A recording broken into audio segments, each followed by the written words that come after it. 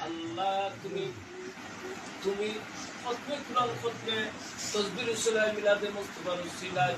আল্লাহ তুমি আমাদের প্রতি সমস্ত ওলি আল্লাহ গণকে খুশি রাজি করিয়া দাও আমিন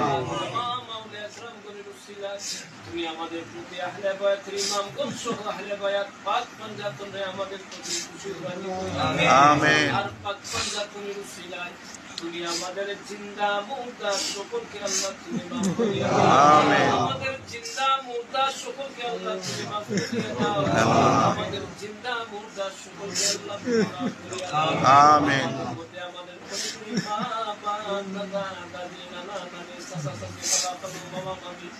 ওই মাওলায়াত্মীয় স্বজন আল্লাহ ভক্তের মায়ের মানুষ মহব্বতের মানুষ আল্লাহ মানুষের পূর্বপুরুষরা যারা আমাদেরকে ছেড়ে কবর সাইতে আল্লাহ তুমি মাফ করিয়া দাও প্রত্যেকের কবরকে তুমি জান্নাতের বাগান বানায়া দাও ইয়া আল্লাহ প্রত্যেকের কবরকে তোমার নূর দ্বারা তোমার হাবিবের নূর দ্বারা পূর্ণ করিয়া দাও ইয়া আল্লাহ যারা খতমে কুরআন পড়েছেন প্রতি খতম পড়েছেন আল্লাহ তাদের মা বাপ দাদা দাদি নানা নানি চাচা চাচি তাদের বংশের যত মুরব্বীরা অন্ধকার কবর শহীদ হয়েছে আল্লাহ প্রত্যেককে আল্লাহ তুমি মাফ করিয়া দাও প্রত্যেকের কবরকে তুমি জান্নাতের বাগান বানায়া দাও প্রত্যেকের কবরকে তোমার নূর দ্বারা তোমার হাবিবের নূর দ্বারা নূরান্বিত করিয়া দাও